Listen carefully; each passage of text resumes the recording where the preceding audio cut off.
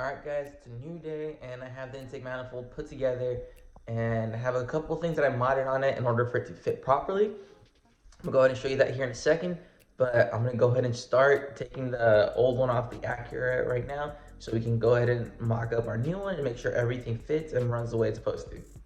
Alright guys, we're going into the very messy garage that is my garage. Got the Acura in here right now, and we have all of our parts here for our turbo build, and I'm gonna start putting some of it together. But obviously, now that we have this put together, I need to start removing this guy, because that's gotta go. Let's see, what do we got over here? Oh, let me show you before I forget. The fuel rail, bring this over here. Made a couple slight modifications. I bolted everything down and I got our fuel return system plugged up already because I'm not sure if we're gonna use that yet or not. I have a fuel pressure gauge that I got here at the store. It was only like 15 bucks and it'll do what we need. And do you remember the gap that I mentioned right here? Well, a coworker of mine actually thought of something really ingenious for once. This is actually brake line. I cut it, the bolt fits right through, and because it has this nice little bubble flare, it just, came out really nice, and both sides look like that, and this thing's ready to go. So let's go ahead and start taking this intake manifold apart, and we'll see how things look. Alright, now I think I'm just going to go ahead and start by taking the fuel injector connectors off, and everything else I'm just going to go ahead and do it little by little, because I've honestly never taken a K20 apart before. Well, at least the intake manifold, but everything is pretty straightforward. You just have like 10 mil, 13 mil, and just connect this and take off everywhere. But it should be pretty easy. So let's speed things up.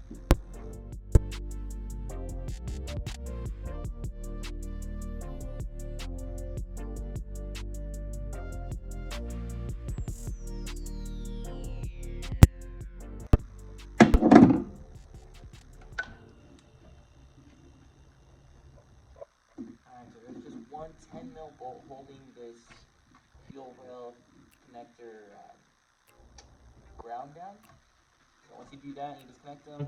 You'll be able to just move this to the side and give some room to start doing some more stuff.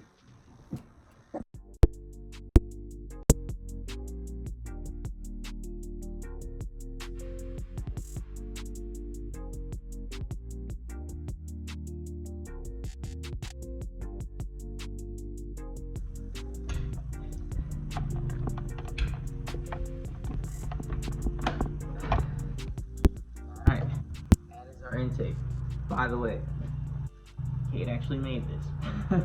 She 3D printed it at her company and it's pretty dope and it's worked really well so far. So maybe we'll reuse that at some point for something else. Real quick, I hope you guys can hear me over the guys cutting the grass in the front yard, but I got the throttle body taken off and I started taking off the sensors that are on top, right? Because I want to make sure everything mocks up, right? Everything mounted up just perfectly. The only thing is the old O-rings were a little too thick for this one, so I got some thinner O-rings, but it still seals really well. And other than that, I mean, everything fits really nicely. So let me go ahead and finish this up, and I'll take the intake manifold and we'll just start mocking up the new one on there. Like a fast forward, I got it all put together, all our sensors on there, all but the idle air control valve. The old one was kind of like seized up right here, and I had to fix up a couple things, but I had this under warranty. Kate bought this like 5 years ago, I think. It was 180 bucks, but luckily O'Reilly's has a lifetime warranty on that thing. So got a new one, new gasket, about to put it up, and this is all looking good. It's just gonna bolt straight up to the intake manifold, and we can call it a day for that.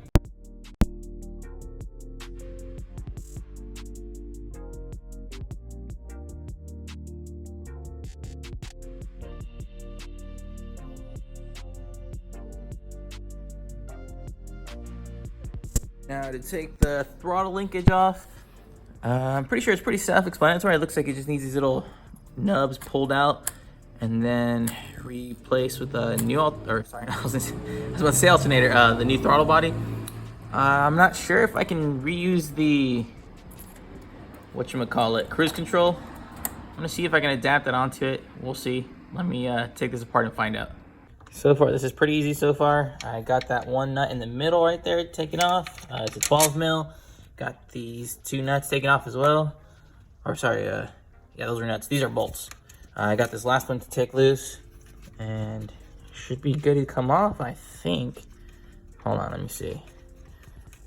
Might be crazy. I'm pretty sure I got something over here that's still holding down on it, but let's find out. Oh, that's it. Nice. So let me pull this out real quick and we'll mock the other one up.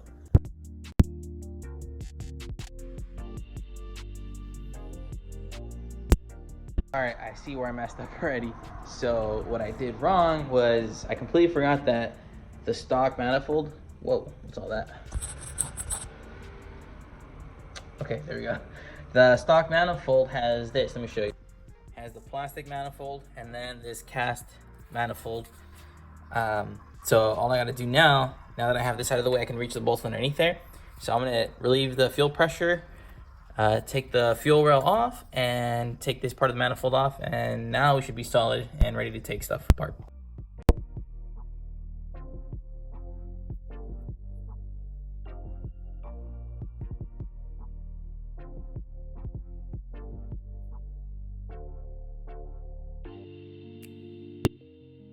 Finally got it. So there was, let me see, 2 nuts. There were 12 mil nuts, and then 2 bolts, another 12 mil bolts up here, and then there was 1, 2, and another one underneath here. So 3 total down there.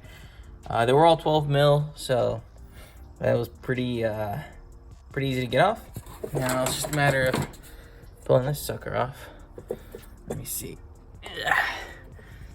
Come on.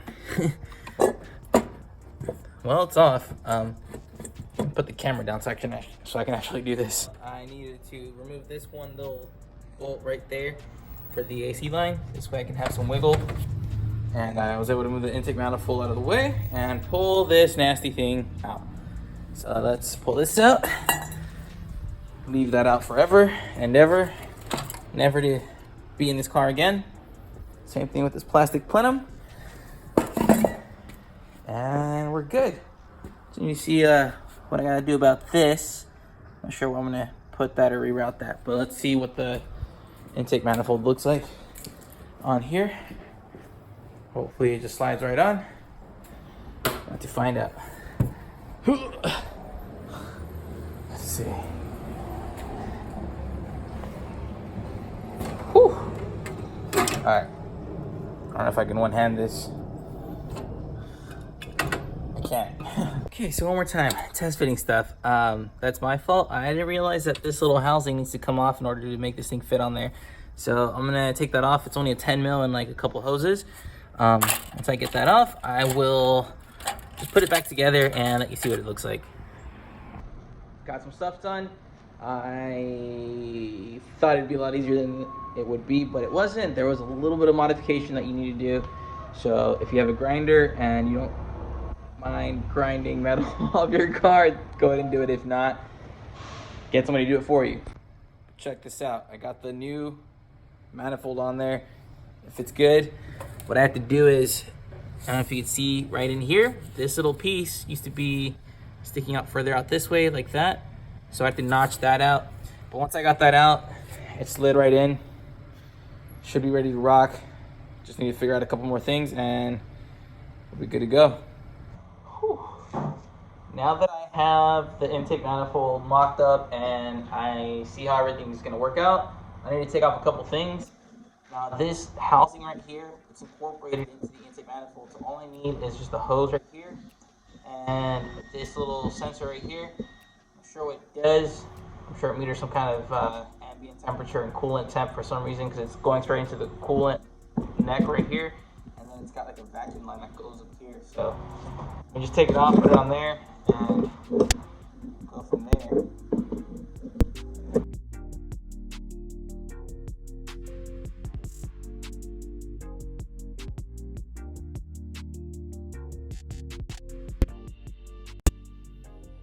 All right, so I think I'm gonna be done for the night because I at a point where I can put everything together, but there's just one thing that needs to be done, and I need to tap a hole into the block.